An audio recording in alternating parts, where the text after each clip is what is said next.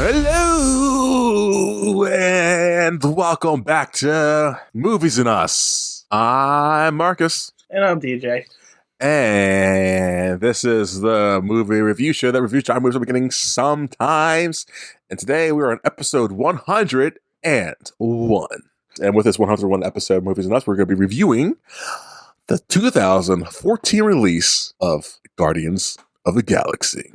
This movie is directed by, was directed, we had this stuff to talk about, was directed, right? Or is directed? Technically it is in the past, so it would be was. Okay. This movie was directed by James Gunn, written by James Gunn and Nicole Perlman. I wonder, does it say details about her version of the script? Yes. It didn't sound very good. Who was the lead in her version? Oh, and they had trouble casting the lead, even up until the point where James Gunn had it. Why? No, like what character was leading it? Oh, Star-Lord. Okay, so it's always okay. I was just curious. Produced by Kevin Feige himself and starring a lot of names. Chris Pratt as Star-Lord, Zoe Saldana as Gamora, Dave Bautista as Drax, Vin Diesel as Groot, Bradley Cooper as Rocket, Lee Pace. That's who that is. Okay. Michael Rooker as Yandu however you want to say it. Karen Gillan as Gamora's sister. Nebula. That's it. Digimon Hunso was. John C. Reilly was. Roman Day? Maybe. Glenn Close as. Arani Ryle? And I know this one. Benicio del Toro as the Collector. And whatever his real name is. He's got a name. His real name is Tanalir Tavan. That's. And who else we got in this movie, TJ? Josh Brolin as Thanos. Was it him as the end of Thanos? That's what it says. Oh, I wonder if they recast him. They're like they voice over those original person or not. He took over for Damon Portier. Okay. So, apparently Sean Gunn stood in for a few people along the road. So, like Thanos and Groot at their points. Yeah. Alexis Denisov, who played the other. I have his name highlighted. So, oh, he was in the other one. Okay. He's the other. He also was in Angel, TV show. Ophelia Lovibond? Yeah, Lovibond. She played Karina, the Collector's slave. Peter Sarah Vinowitz. Yeah, sure. Played Garthan Saul. He was the Nova Corps, like the general. Officer. Yeah. Greg Henry played Star-Lord's human grandfather. Laura Haddock played his mother, Meredith. Malia? Yeah, Malia. Obama?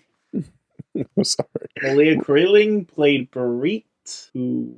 Oh, the girl. Okay. The one he finds in his ship in the beginning. Right. Yeah. Right. I knew I recognized the game. I couldn't just... Yeah. I remember her saying the name. Like, what was the character? Oh, yeah. Okay. Christopher Fairbanks plays the broker. Kayla Hoover as Nova Prime's assistant. Marama Corlett plays Pit Boss at the bar. I'm not going to read all these names. You got it. Emmett J. Scanlon plays another Nova Guard. There's a lot of names. There are. Alexa Roddy plays Muka Dar. Wait, just think about. Wait until we get to Endgame, like, and all those ones. I know. But I've been doing it for how many episodes now, so I got to keep doing it. At that point, you're just naming off all the characters ever showed up. Know. God, that's going to be terrible. Sorry. Tom Proctor as Horus, who was apparently a Ravager. Spencer Woodling plays a prison guard. Wilding. Who he played the guard who took the Walkman and the Oh, okay. Fred played Cosmo. Some dog named Fred. Oh, Stephen Blackheart had a supporting role apparently. That's all it says. What is that?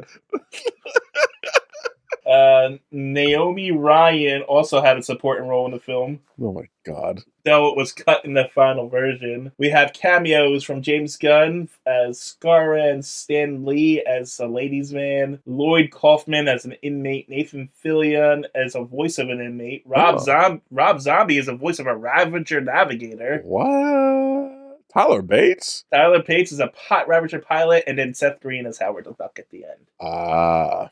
Spoiler alert. Yep, that's everybody. And back to me. Wow, TJ, geez, that's a lot of people. This movie has a runtime of 112 112 minutes. Wait, anyone else I got to talk about? 112 minutes. I read that wrong. Isn't 122 minutes because it's a 2-hour movie, people. I was about to say, isn't it 2 hours and 2 minutes? Yeah. Weirdly, like this movie could have been a little bit longer. A little also, bit. it felt long too. Yeah. Like there's certain parts that you could have extended and certain parts you could have cut. Yes. Like I guess 2 hours is fine, but they could have just reworked the movie. Yeah, a little bit. This movie was released July 21st, 2014 at Dolby Theater, but released in the United States August 1st, 2014. The movie's budget, it's got two budgets for some reason. It's got a net budget of one. Well, what's the difference? I should know this. Net and gross? Yeah, it's net and gross. Net is what it gross is what it gross. What's net? It's profit? Yes, because what I got down I have a $170 million budget. And it gross. No, see, like I have 195 net, 232 gross. Yeah, but I just have, if you go back on the Wikipedia page. Yeah. I'm on the Wikipedia page at the right corner. No, like if you go to the list of Marvel movies. Oh, okay. At the bottom of it, it gives you box office, and then it just gives you a budget, and then there it says Guardians of the Galaxy did 170 million in budget. Okay, well, whatever the budget was, it grossed a lot of money. It grossed $773 million.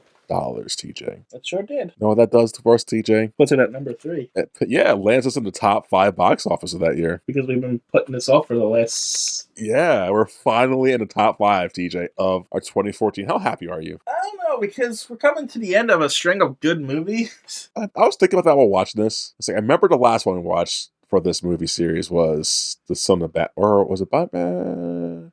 We've had like a few good and a few bad. No, we've had a string of literally good movies. No, we have. Okay, so we have this. We did Winter Soldiers, Days of Future Past. No, they got remember. So Days of Future Past, which is good. Before that was X-Men 2, or not X-Men, Spider-Man 2, which was which was good. We both really liked it. I don't remember it. Then we had Son of Batman, which we both were like. Okay, it was Amazing Spider-Man 2, Days of Future Past last week, and now this week. Yes, and then Captain America Civil War was before that, and Justice League War. So we had like a hit or miss, I feel, for the past month or so. Well, no, if you take out Son of Batman, Son of Batman and War were in between Winter Soldiers, sure, but every other movie past that was good. Live action wise, I guess. Yeah, because we've had a string of nothing but good movies, really, for the last 4 weeks. Because we were surprised at how good Amazing Spider-Man 2. We recognized it was garbage. Yeah. But we really liked it anyway.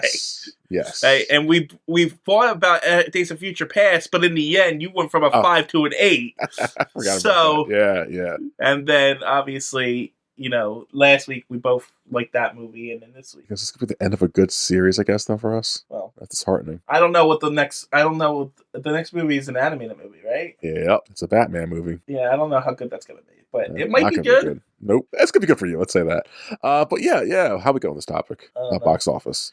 So, gross pay is what employees earn before taxes, benefits, and other payroll deductions are within those. And the amount after is your net. So, after taxes, essentially. Why is that broken down like whatever? I don't know why they broke it down like that. That's the first movie on our list so far that's been broken down like that, right? Yes. Yeah, it's bizarre. Anyways, so yeah, we got to the top 5 box office of 2014. So let's do this. At number 5 is Hunger Games Mockingjay Part 1. Never seen any of those. They're movies. They made $755 million.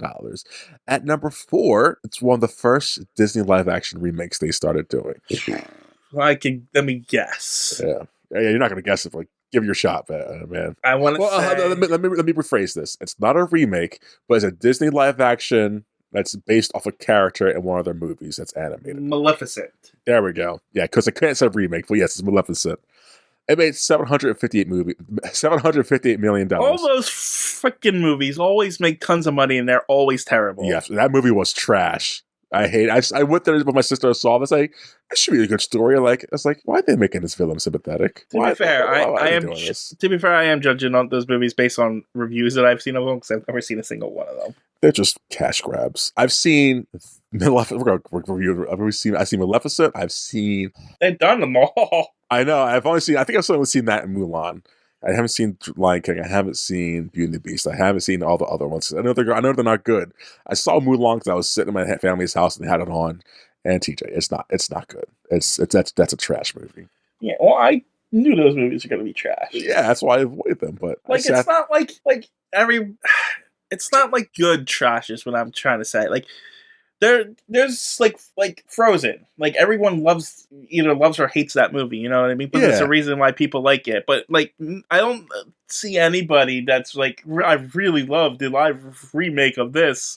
And people. I mean, they make millions and billions of dollars, so people must be liking it. They like them, but I've never said. Let me finish my sentence. Yeah, I love. Let's just go to. I love the remake of Beauty and the Beast. I'll watch that one over the original every time.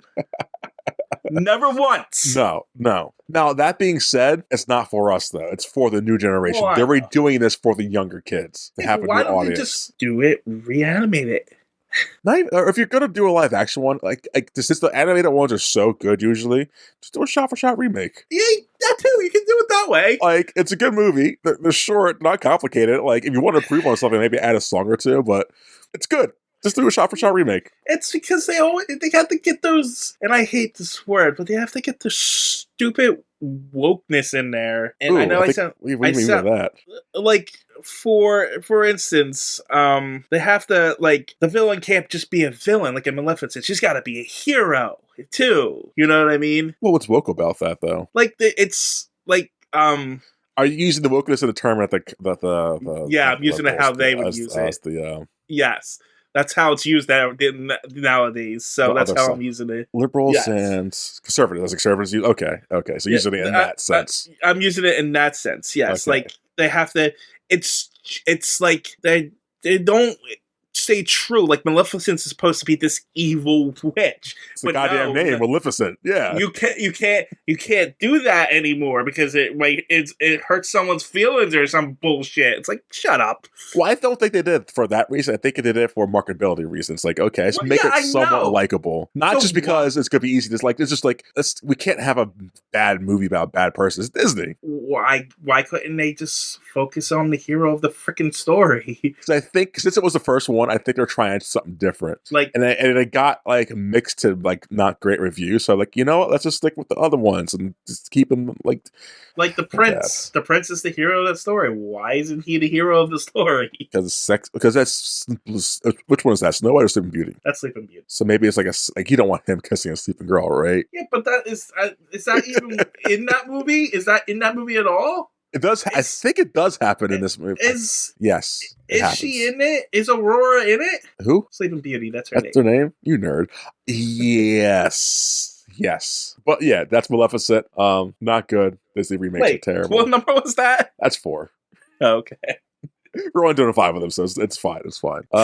This is 3. Yep. And number 3 is Guardians of the Galaxy of $773 million. The top 2 are franchise movies. One of them's Transformers. Yep. The other one is Harry Potter. No, Harry Potter is done. Well, no, isn't there a part 2 to Deathly Hallows? We already did that, TJ. Oh. Or maybe hold on, is that 2015 then? I don't know. I haven't seen the last 2. No, it's not on this list at all. Oh, okay. The top one's a franchise. Yes, you got one of them. Obviously, which one's Transformers? Number 1 and number 2. It's number 1, sadly. Yeah, I made a lot of money. Then I don't know what number 2 is. At number 2, The Hobbit: The Battle of the 5 Armies. Never seen any of those movies. Neither have I. And that's sad that Transformers beat out a Lord of the Rings movie. Because the prequels were terrible. The Hobbit: Battle of 5 Armies made. You know what? I'm curious. $956 million, yeah. I'm curious. You just said that. What did the Star Wars prequels rake in? Hold on, let me get to that. At number 1 is Transformers: Age of Extinction with $1.1 billion. Yeah, that's right. So the Star Wars prequels came out, 1999 was the first one. So 1999 was Star Wars Episode 1, The Phantom Menace. I don't know if this is adjusted for inflation or not, but it must be adjusted. It made $924 million. No, I know they made a lot of money. Yes. I'm just curious where they placed. What do you mean? In the Star Wars universe-wise, money-wise, or like box office? Or were they number 1? No, the first one, yeah. Star Wars Episode 1 was number 1 with $924 million. My number 2 was The Sixth Sense. So, number 3 was Toy Story 2. How did Toy Story 2 lose The Sixth Sense? Oh no! Wow, we didn't cover the 1999 box office. No, I'm looking at it right now because Star Wars number 1, number 2, Sixth Sense, number 3, Toy Story 2, number 4, The Matrix. Like that's wow. And number 5, Tarzan. The animated one. Yeah. Because that could be 1,000 Tarzan. No, it's the animated one. I mean, I guess if it made a top 5, it'd have to be the Disney Tarzan. Exactly. I guess number 2001 was episode 2? I don't know. That seems short. A short turnaround for George Lucas, though. Sorry, that's 2003. Because, goddamn, where are they at? I don't see them in the top 10. Lord of the Rings. 2002 was episode 2. Really? Hold on. That's what it says. 2002. It may. Oh yeah, it goes number 4. Man, for number 1. Well, to be fair, okay, at 2002, the box office was Lord of the Rings: The Two Towers, made 900 million. Sense. Harry Potter: Chamber of Secrets was made 800. Yeah. Then you got Spider-Man making 800, and then Star Wars Episode 2 600.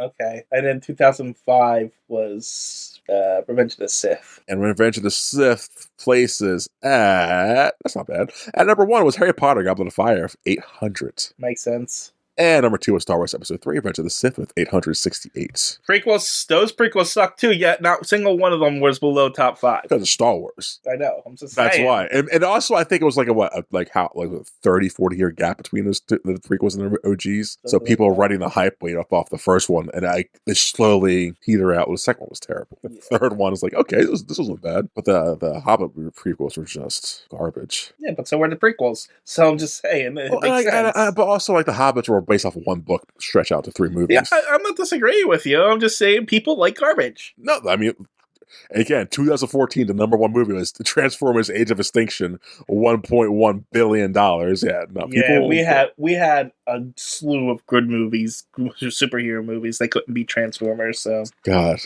2015. Oh my God, that's when The Force Awakens comes out. That movie made so much money, TJ. Star Wars, of course, it did. That movie made a lot of money. Holy shit. Anyways, that's the 2014 box office, ladies and gentlemen. Any behind the scenes stuff you want to talk about, TJ? Not really. There was the, James Gunn rewriting the Perlman script pretty much completely. And then there was they were having trouble finding a Star-Lord. So a lot of people were considered for the role. Anyone worth mentioning? Well, there's a bunch of names that I don't know that you might know. Joel Edgerton? Yeah, I know the name. Give me a second. The face. It's in my head. Joel Edgerton. He's, he did the Kingsman's movies. What? The Kingsman movies, the Kingsman Secret Service.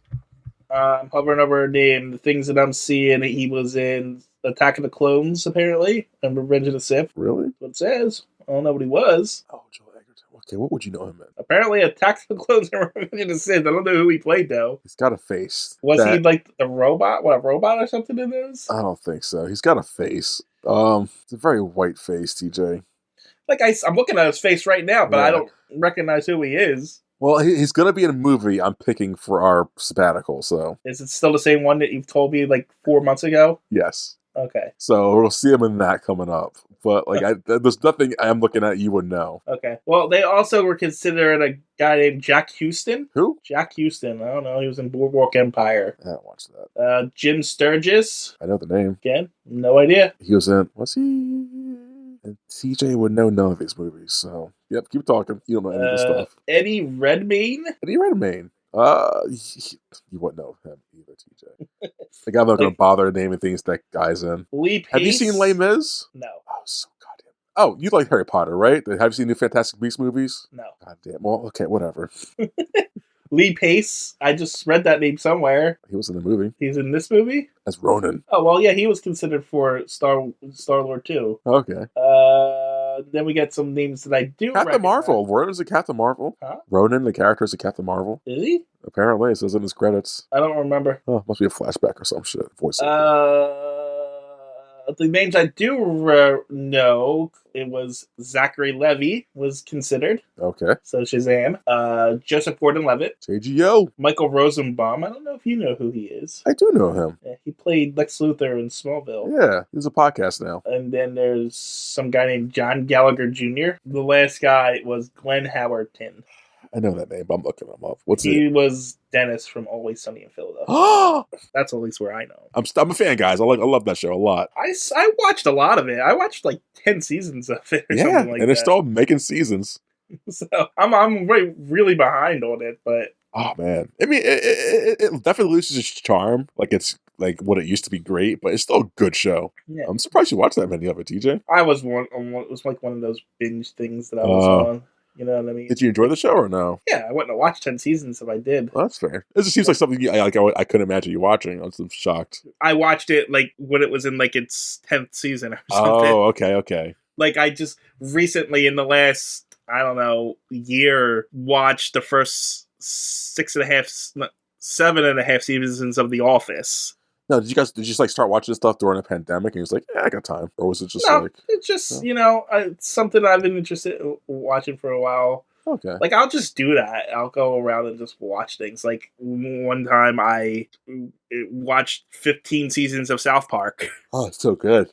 So good. I haven't watched it again since, and there's 17 more seasons. So it's Like all of a sudden Philadelphia's on season 16 now. So like that's how I consume things. I consume things in chunks. Like I envy that. And then I got a shitload. Like it was, I think last year, I just watched everything Star Wars. You remember I was talking about it all the time. Like I watched like the Clone Wars, the Rebels, and all the TV shows and everything else. And I just watched it all in a chunk. God, I envy that. And they're still making more shit. So you got to catch that back up on it again. Yeah, I think I left off. What was the last? I think the last thing I watched was Obi-Wan. That.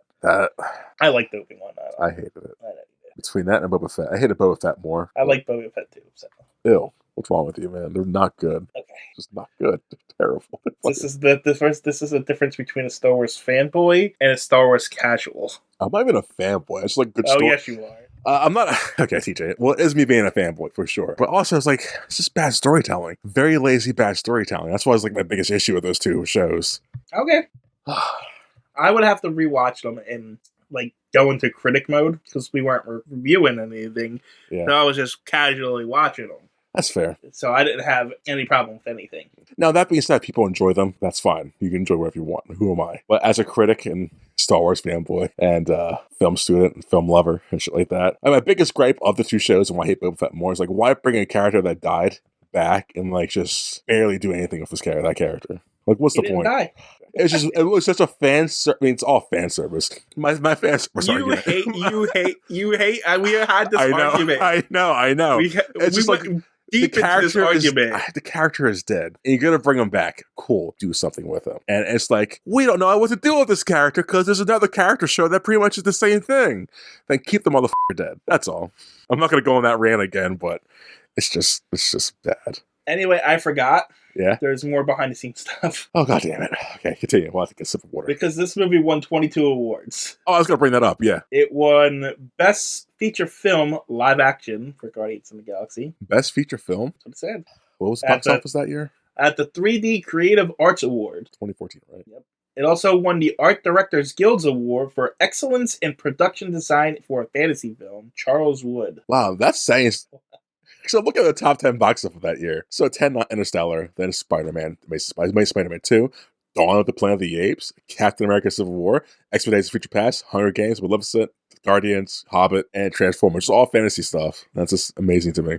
I guess granted they used a lot of costumes in this one. And the other shit's usually like CGI. Yeah. It also won 2 Critic Choice Awards for Best Action Movie. Best? Nah. What? It won? Best Action Movie for Critics' Choice Award. Over Captain America Winter Soldier. Yeah, I disagree with that too. Yeah. It also won Best Makeup for David White, so I guess he was the makeup artist. The makeup wasn't even like good in this movie. Yeah, but at least they used makeup. But the makeup, Gamora is just painted in green face.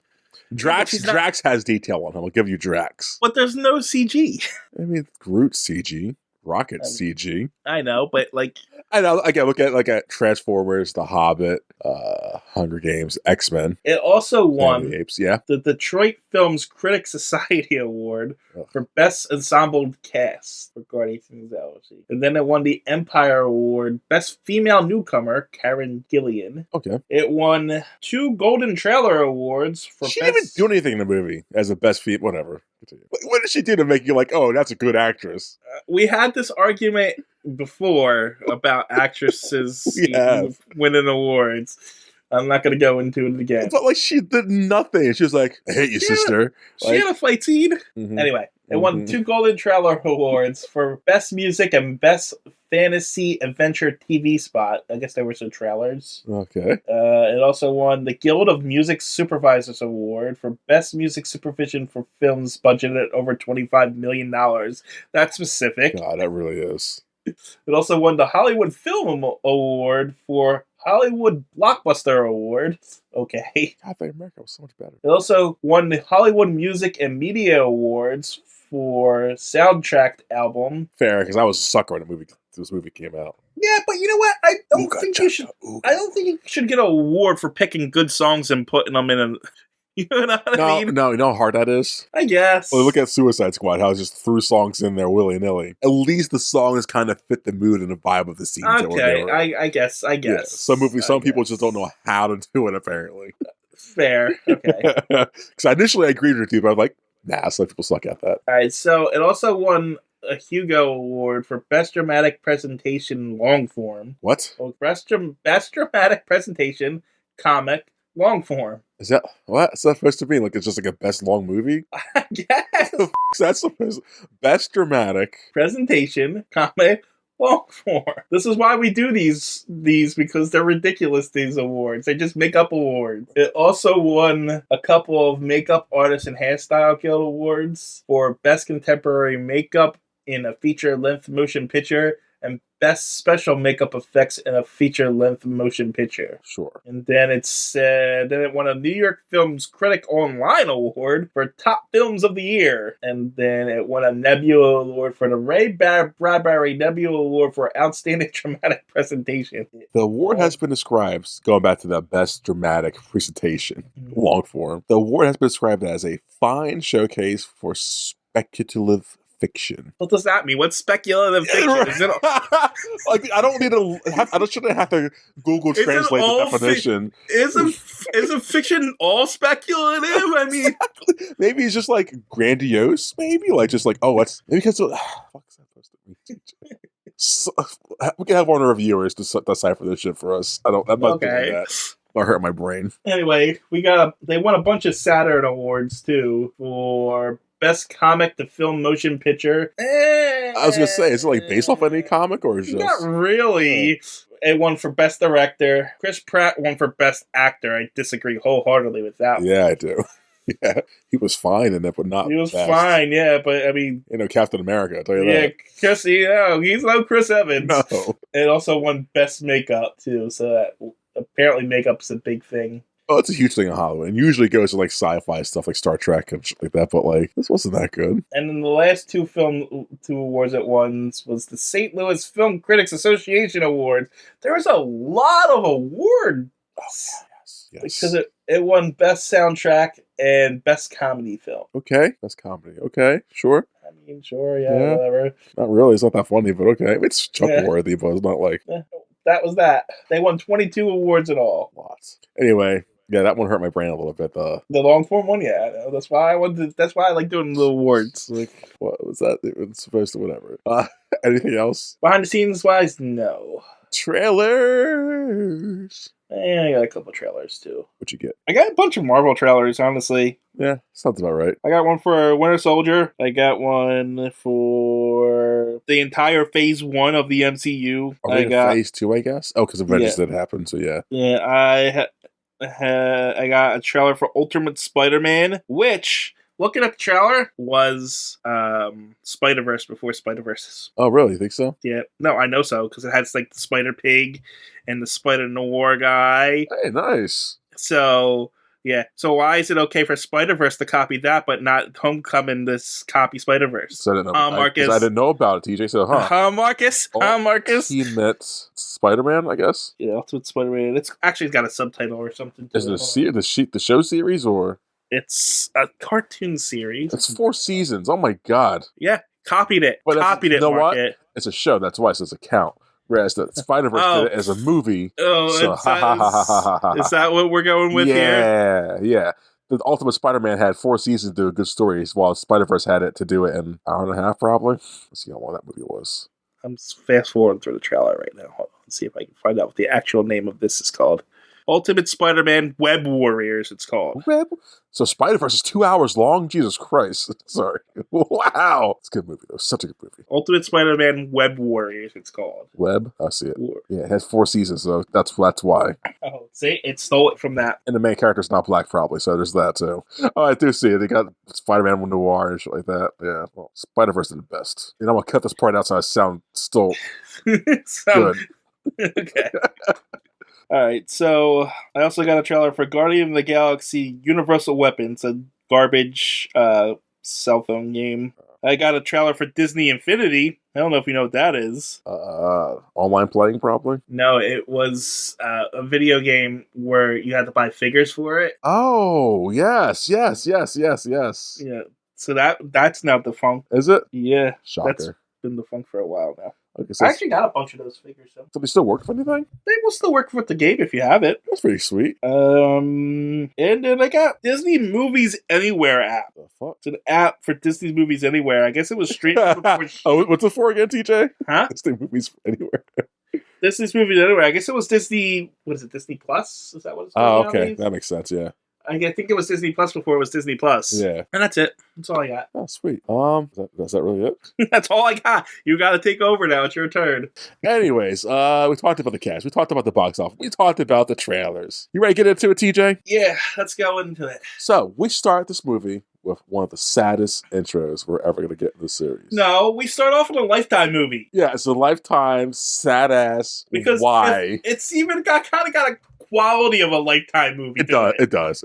1988. So dramatic. Well, first off, I got a side question. So, it's Earth, but they call it Terran, I guess? Yes. So Earth is in the galaxy people they visit. Yes. And it's called Terran because reasons. It's called Terran in the universe. We named it Earth. So, okay. So, they know this Earth, they know this planet exists then. Yes. And he's never been back? What's he got to go back to? It's Earth. Yeah. Why would he go back? Because he always feel like his mom dies. Spoiler: at the beginning of this movie, his mom dies. It's sad fucking death, cancer. But like it seems like he's always been like homesick and always wanted to go back home or like like that. I never got homesick at all. Or just like finding him. Like he in the second one, he wants to find his dad. He knows. When I watched this opening, I was like, okay, I thought the same thing. I was like, why did he go back to his grandpapa or whatever? Yeah. But I was under the impression that the Ravagers went and let him go, and by the time he was old enough, he's out in the world. Why would he bother? But like, okay, he seems like an orphan, which he kind of is now. And it's like, well, no, he was kidnapped, but that's that too. Yeah, it's like it's always felt like I always got the vibe. Maybe it was just me like misremembering his most motives, but I always thought he had wanted to go back home or like to visit, I guess, or something. But no, he never brings that up at all. His vibe is like retro 80s, is what I know, kind of. I just always thought. No, his vibe is based off of the tragedy of losing his mom. Yeah. It's not of missing of his home planet. As far as he's concerned, there's nothing to go back to. He doesn't seem like he doesn't talk about his grandpop or anything like that. His grandpop's actually probably dead at this point. Oh, for sure. 30 years? Yeah, sure, yeah. For sure. 20 So it's like, why go back? There's nothing there for him. There's nothing. But I must be reading too much into it or something. I always got that vibe of like him wanting to go back, and I thought he didn't know what planet he was from, but they keep saying you're from this planet. It's like, oh, he knows where he's from then. No, I never once thought that. I just thought he didn't want to go back. Because what's the point? Probably not. Yeah, there's no point, but I just thought that was something he wanted to do. But anyways, so yeah, it's the beginning of the movie. Mom dies in a Lifetime movie. Super sad. And this is Peter Quill, by the way, guys. His motivation: he runs away, gets abducted, and kidnapped by his newfound family, the Ravagers, and we get a credit, the Marvel credits. And yeah, so Rich's movie is Peter Quill goes on and finds an orb. He steals it for money, betrays his foundling father, Yandu, and the Ravagers. And Peter Quill goes to go sell this thing and has a bounty on his head because he stole this thing. I do want to talk about the opening scene, though. Yeah? The actual opening scene. Of him kicking animals and shit? Yeah, what? Yeah, with the music. Because when I saw this in theaters, this was really cool. Yeah. But rewatching it, it didn't seem to live up to it to me for some reason. I thought the same thing about this whole movie, TJ. Yeah, and something just felt a little diminished. Well, you know what the problem was? What? We had 20 years of cinema. It's true. And Marvel storytelling. This movie at the time was referable. This is our first time off the planet proper and seeing a whole other side of the galaxy, having proper fun. It's music like the way we have in this movie. The characters, this is all different and it's like kind of fresh at the time. Now we have so much of these characters and story, like they're farther along in the stories and visually, like it's good. But I had to keep myself in the mindset like, oh yeah, remember in 2014. Well, like I even remember the song being better. Yes, if that makes sense. Yes, and I'm not that the song's terrible or bad by any means. It's perfectly fine and it's actually very good. Yeah, it felt a little diminished. Maybe you're right. We just became jaded. That's what it is. Like this movie is funny and has quips, but now the movies are so overabundant with it. We're like, we're spoiled. We are first world spoiled with these movies now. Like, yes, we are. Yes, we're at that point where we forgot about the Blades and the Howler Ducks and all the bad ones. We're so spoiled. And until we went back and reviewed them all. Yeah, exactly. But yeah, like this is a good movie. I'll say that right now. It's a great movie. And it has its problems, for sure. It's got a lot of things I do not like about this movie. It's easier to pick them out, too, being jaded. Yeah, being jaded and then being, like, further along the storylines. But at the time this movie came out, this was revolutionary. Yeah. Like, me shitting on the makeup design, still really good. The costume, the set pieces. Like, this is a fun escapism movie that we needed. Like, it made superheroes to the next level in the yeah, it got us to MCU. cosmic level. Yeah. And it did it well, too. Yeah. Because that's a big jump. And with characters no one knew. Yeah, like, this is revolutionary. So we get, when you think about it, so, okay, Peter Quill steals the orb. Which turns out later to be a Tesseract, or not the Infinity Stone. An Infinity Stone. Which one is it, though? It's purple, so I want to say Soul. They didn't say it, though, did they? They didn't. I think in Endgame and Infinity War, when they kill each other for the Soul Stone, isn't it the purple one? Oh, that would actually make sense. That's the stone that it's because it's the Power Stone apparently. Yes. Yeah, that makes sense, right? This is a Power Stone. Okay, so Power, Soul Stone, time, all that shit. Isn't this just the one that what's her face?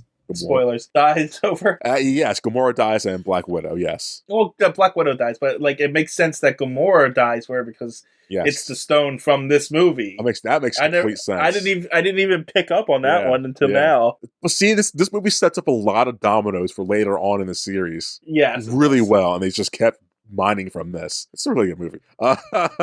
So yeah, Peter Quill, Power Stone, betrays Yondu, sets himself up for a bounty. People are hunting for him. His bounty is Rocket and Groot. Also, God, this one's convoluted. So Thanos has two daughters, Nebula and Gamora, and they're for some reason adopted by. Are they adopted or are they getting mentored by Ronan? No. Or what's Ronan's deal? Thanos lent them to Ronan. And why?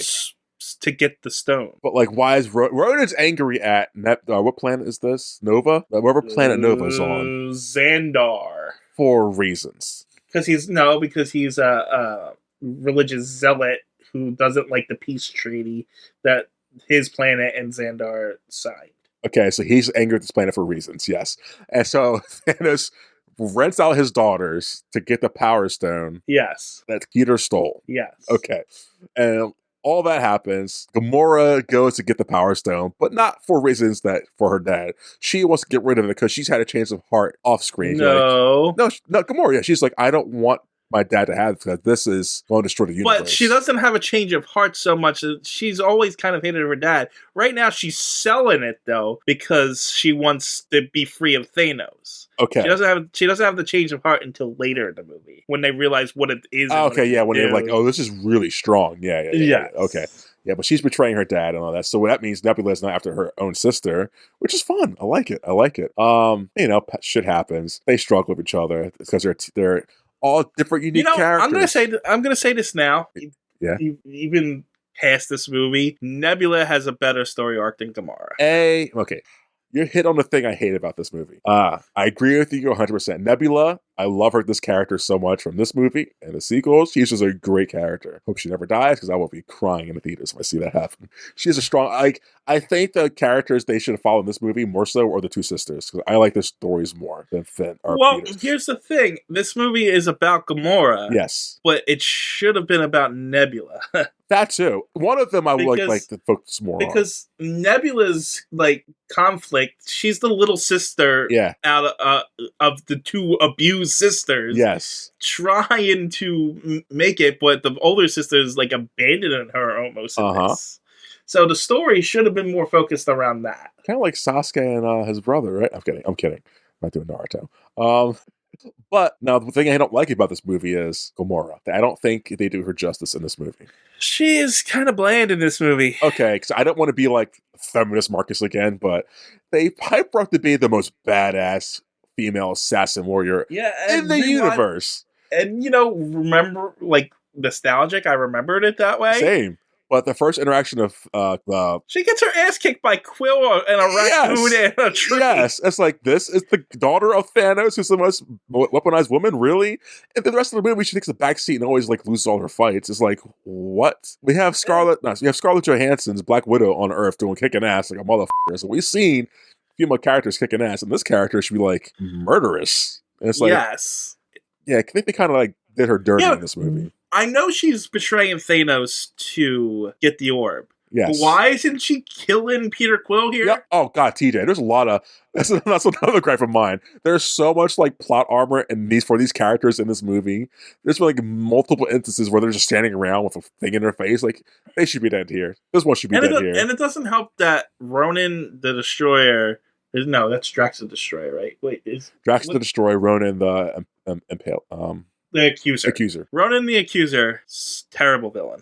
Very. He's boring. Very. They try to make him intimidating, and like he kills off the other Thanos. Yes, but it's like, hey, we saw him once or twice, and I'm like, right, we saw him once or twice.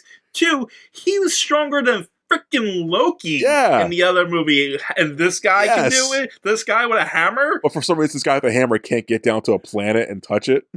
Right. Like, what? And is Thanos really scared of this guy, even with a Power Stone? Yeah, it's like, they don't really show the power dynamics of these characters properly, or the villains properly. No. But yeah, those are my few gripes in the movie. Soundtrack's great. But yeah, so Quill has the Power Stone. The main characters kind of don't get along, but do get along because they're awkward family. They're like, we don't know who each other are. Not really, because they get captured. They fight each other. They get thrown in prison together, and because of the bounty on Quill and Gamora's notoriety, they kind of just stick together, and they don't actually become friends towards the end of the movie. Yeah, but like, everyone wants Gamora dead. I was thinking in the prison scene, we're going to see her kick ass. And she doesn't. No, it's like, she should have... Drax kicks her ass. Yeah, it's like, this lady should be a weapon. And she's not nothing against Drax. Drax should kick ass too. Yeah. But Drax gets his ass kicked throughout the movie. He gets his ass kicked by Ronan so bad. Yes. And now maybe I'm thinking like, hey, maybe it's limitations of like the actress Zoe Saldana maybe didn't know how to fight properly and didn't have time to prepare. Whatever. But then you got Drax is played by Dave Bautista, who's a wrestler. It's like, where's his action scenes at, guys? Yeah, I mean, like, where's that? Like, it's again, he goes 1-on-1 with Ronan and doesn't even get a good shot at. No, which is cool because you show Ronan's power, kind of, but like, still, like, yeah, but like, he doesn't get his comeuppance later either. No, he doesn't get his like when they get onto the bridge in the third act. It's Quill that shoots him with the giant rocket launcher thing. Yes. The only thing that Drax does is shoot the Power Stone out of his hand so that Quill can get to it at the end. Like, this movie's very, like, things have to happen a certain way. But, like, it sets up things in this movie that kind of don't pay off later. But it sets up stuff later in movies that play off later. So it's like, I don't know. Where was I at? I don't know. We just jumped the roll around there. But yeah, so they get captured in the prison. They escape in prison. Cool scene. They learn what the Power Stone really does. They kind of want to get rid of it, kind of keep it. They don't know what to do with each other. The collector's scene is just Easter eggs. Easter eggs galore. You want to talk about any of the Easter eggs, or do you not? Well, did you see the first thing that you see in there is one of the elves from Thor Dark World? Yeah, it's like, oh, yeah. He was like in the right corner somewhere, right? Yeah.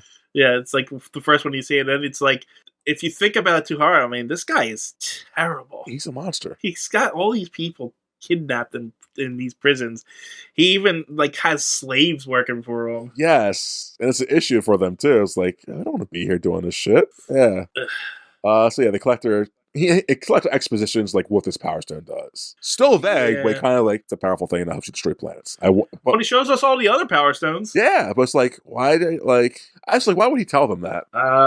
Because the audience need to know that we're ramping up the Infinity Stone. That's true, I guess. But like, if I collected something like diabolical like that, I ain't telling you what this thing is. Like, it's just a shiny rock, and I wanted it. To be fair, he doesn't tell them that he has the ether, so Fair, it's like maybe he just wants this one stone.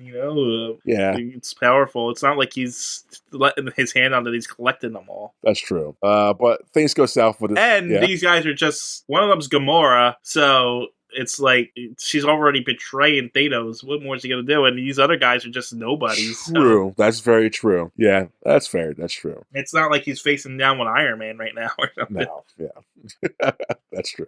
But yeah, things go south. Power Stone explodes because the slave touches it. More chase scenes, more action. We get to the final climax of This big battle. third act climax takes too long. I've been noticing that with more and more of these Marvel movies. Like, once we get to the third act, I usually check out because, yeah, it's like, okay, a big battle scene takes 20, 30 minutes. It's like, can we just fast forward this stuff? It's like the whole airplane stuff with the Nova. Some of it's cool, like to see the interlock and stuff, but like, we don't need to see the process. Like, I get it, you have to show that they're standing up, and then look, they're almost losing, but no, they're gonna come back and they're gonna do it and win in the end. Yeah, like this is so bloated. Like, if they would have cut this down and improve upon all the other character development throughout the movie, it would have been a stronger movie. But I guess you have to have this big set piece to sell, I guess, yeah, right? I mean, tickets. I guess, but at the same time, if they would have just focused on the Guardians in that last section, because all the Guardian stuff in there was cool and funny. Yeah, I mean, but like, yeah, because like when they have the Nova guys doing the Nova shield and they die, it's like didn't care about any of them, so I should be sad. They showed us the one guy is like he's getting crushed and he screams for Rocket. It's like, oh, we knew you for like 3 seconds. Yeah. Oh, And I think like John C. Reilly's character could have been more of a character. yeah, to care for us to care about. I had a note in my head when I didn't write any notes for them for this, but I had like a note. I was watching this movie in the third act. Like this is Space Invaders. I had to get from the top to the bottom, and they all stop me. Like they're just Space Invaders for watching. Just Space Invaders. Yeah, it is. Like, this is enjoyable. Like I don't know if that was on purpose, or like a reference to an '80s video game, but like I like this. It's enjoyable. But at the end of the day, there's a dance battle, and they. Well, I have a question. Yeah. Why does Groot die by turning into a giant ball of weed? I thought the same thing. I think it's just because the crash annihilated his body. But no, Rocket says if you do this, you're going to die before we crash. As if... It's a thing that happens? I guess. Well, it's like, how does he know this? Did this happen before? Maybe that species does it, and like their energy is inverted and back into the energies it's surrounding. We've never seen another group before, so is there more than one group? I would assume so. Because Rocket says their species and blah, blah, blah, blah. Or not Rocket, but someone alludes to their species being blah, blah, blah. But maybe here's my headcanon. Groot does that. His energy is emitted into them to help them give a boost of stamina and energy, shit like that. That's why he says we are Groot. So we all have my energy for right now. I mean, don't get me wrong. There's a great emotional moment at the end there. It didn't make a lot of sense. Not at all. But we get a baby Groot out of it too, so it's cute, adorable. I think baby Groot's annoying. Oh yeah, Groot, adult proper Groot with the one we have. The OG Groot's great. Then we get baby teenage Groot later on. It's like this guy. He's better, I guess, in the end game when he makes the axe, but I was like, this guy sucks. But yeah, day saved, and with the Guardians of the Galaxy. Overall, it's a solid movie. Yeah, I mean, it's fine. Yeah, characters are great. They're fun. They have the problems like I stated. Visually, though, it's a great movie. Well, honestly, this movie's held up on visuals and soundtrack. Yes. Everything. Because honestly, the story is pretty cookie cutter. I mean, they're nothing challenging in this movie. They don't like each other, and then at the end, they all come together, and they all become heroes and stuff. But if they were to release this in theaters right now, I would go see it just for the visuals and soundtrack. Yeah, I mean, it's a pretty movie, for sure. But it is what it is. You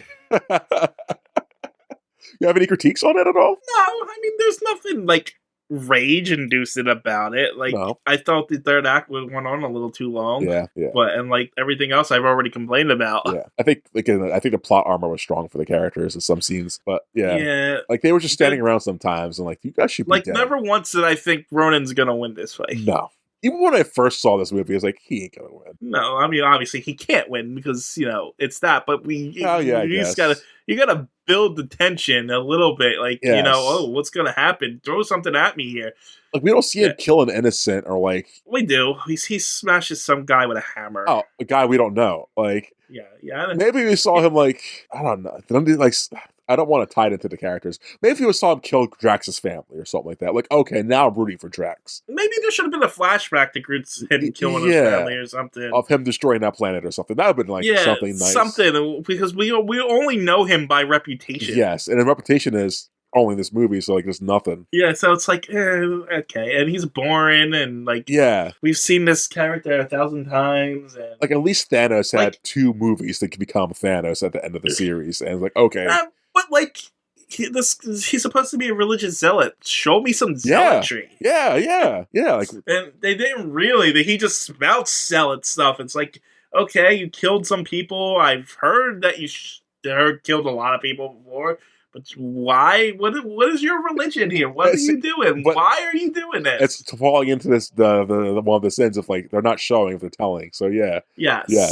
And, like, but they don't even tell you like his beliefs behind anything. Why does he hate Xandar? Yeah. He just doesn't like the peace treaty. Yeah, but it's like okay, but like what's your religion? Why? Because of ancient traditions or something.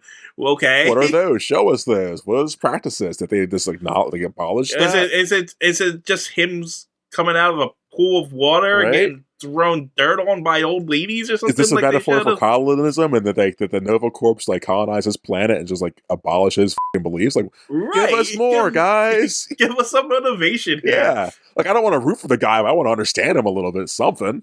Like something to attach to make me say, okay, this is a villain that I should be like worried about here. And this is a Marvel problem. So they eventually address this shit later in the movies. But even the movie himself thinks he sucks because he can't stand up to Thanos until he gets a stone. Yeah. It's like he goes to meet Thanos and he's like, yeah, I'll kill your guard. And Thanos turns around and he's like, uh-oh, I messed up. Yeah.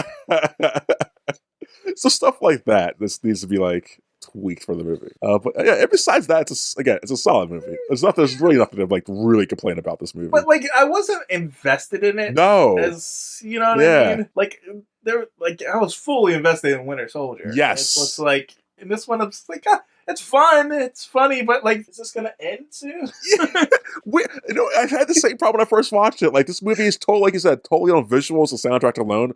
I'm in. But story wise, is like this is like a popcorn movie.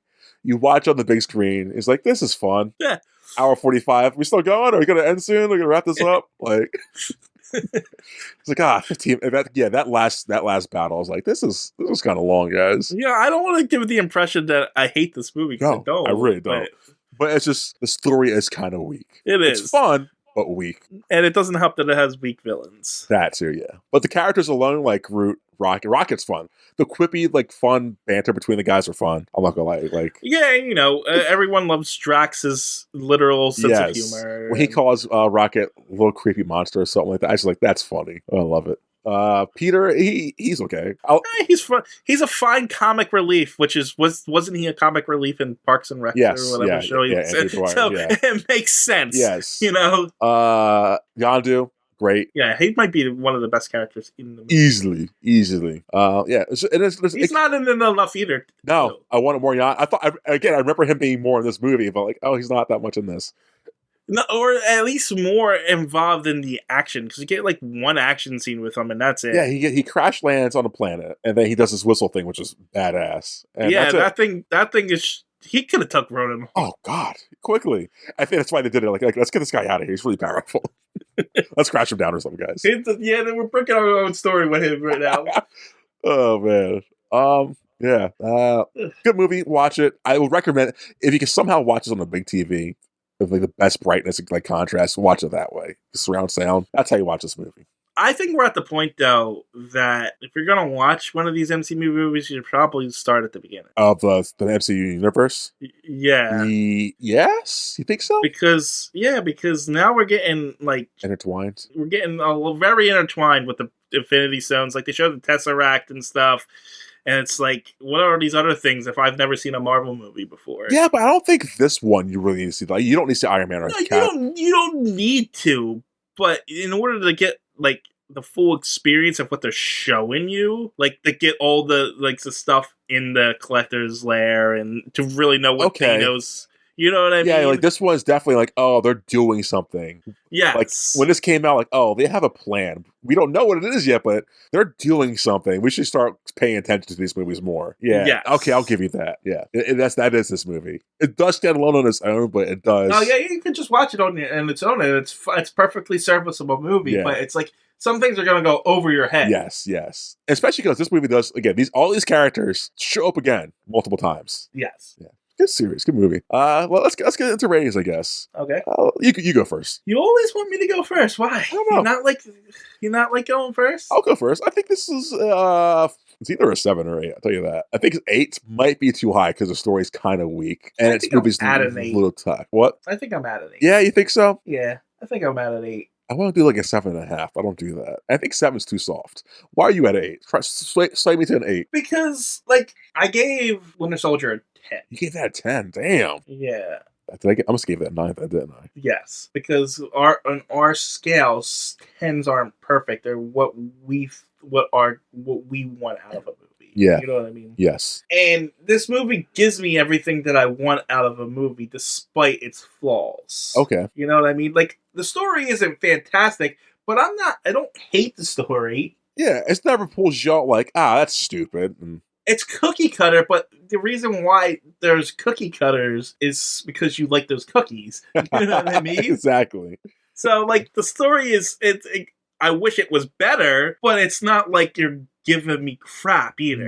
No, yeah. So, I just don't think the story pulls it down so much that it falls to... Because 7's, honestly, is good, but it's, like, mediocre good. But see, that's what I'm thinking. Like 7's too low. I think 8's too high. And I want to give a 7 because the story, like you said, just very weak sauce, basic. But everything else is really good. But see, like in my thing, 5 is like average, yes. Bad average, yes. And like 6 is slightly above average, and 7 is good average. Whereas I think this is a good movie in general, but a low tier good movie. Yeah, that's what an 8 is to me. And to me, 9 out of 10 are like damn near perfect. I think 8 is like a good movie, like you said. I recommend this movie, so that's 7, 8 territory. But for me personally, I can have this on in the background and be fine. I don't like if there was an option to have the dialogue off and just play the soundtrack the whole time and have the visuals on. That's how I watch this movie. I mean, that's my score. I know. Score whatever you want to score.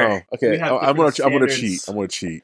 Because now I'm going off what I know about the next Guardians movie. It's a little weaker than this, but it's not terrible to me. So I'm going to give this an 8, because I know Guardians 2 is like a 7 or a 6. Okay. I would have to rewatch it to really... Same. Anything else we'll talk about this movie? Or no?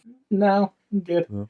We need an outro. We need 100 episodes in. We had an outro. We're done talking to these idiots, and then we stopped doing it. Wait, what? We had an outro. We're done talking to these idiots, and then we stopped doing it. We stopped doing it as a like we stopped saying we're done talking to these idiots, and then we...